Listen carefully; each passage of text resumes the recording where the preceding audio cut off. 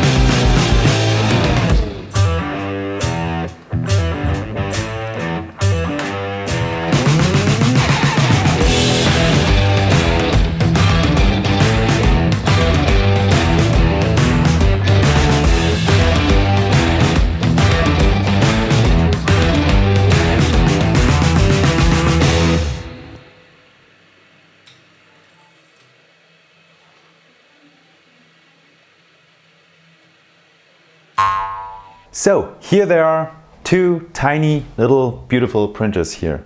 On that one I already designed and printed a little piece. Let's hope it fits. These are printed in PETG. We got a lot of stringing here, but doesn't matter.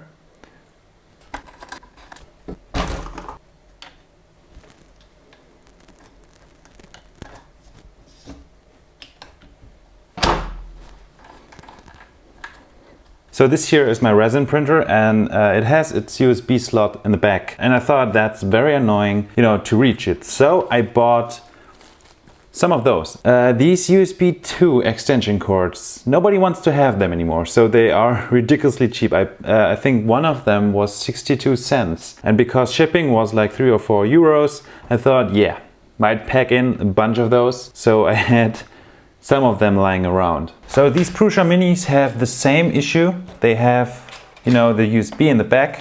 And that's why I printed these little pieces here, which slide into the aluminum extrusion so that I can zip tie that cable here and route them to the front of the machine, right?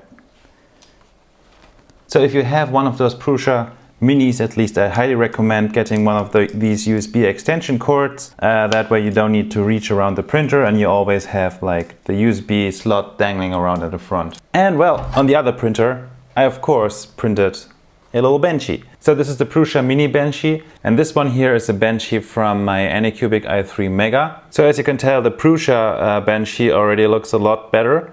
off the shelf, so I didn't tweak any G-code or slicer settings, and this is exactly what I was hoping for. I basically got these printers for two reasons. Number one is I have very bad impulse control. Back then in January, I think, my printer was having some issues. You know, the nozzle always got clogged and all that. And I thought, yeah, damn it, screw it. I need some printers which are reliable. That's why I went straight ahead to Prusa, because they are well known for being reliable. And well, the reason number two is that, well, I'm not only hoping to get a more reliable machine, but also to have a smoother printing experience. So these Prusas here have automatic mesh bed leveling, and they support the full Marlin code, I think, so I can load and unload filament.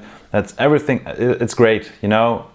With the Anycubic, it's a little bit more manual work. I mean, yeah, you could upgrade it with a BL Touch sensor and all that, but I just felt that these Anycubics, in the ones I own, they are more like tinkering machines. It's not like plug and play, you know. Always got to work on it, always got to improve. And once you're done with this, you're gonna make that and all that. So I didn't want to have that anymore. I wanted to have a machine where I can just stuff in some G-code and it's gonna spit out a decent print. And that's what I got. So I hope that with these two machines I'm going to have a more consistent quality between multiple machines, so twice the speed and exact same quality, because that wasn't the case with both printers over there. And I'm positive it's going to help us with our future projects. So that being said, thanks for watching. I hope you enjoyed it. Be sure to stick around to, you know, see what's going to happen with all those new machines, CNC router, printers and all that. It's going to be very fun. It's going to be a fun time up and coming. So I would be glad if you would be with me, and see you guys in the next one. Bye bye. You said it's gonna be a time for you and me.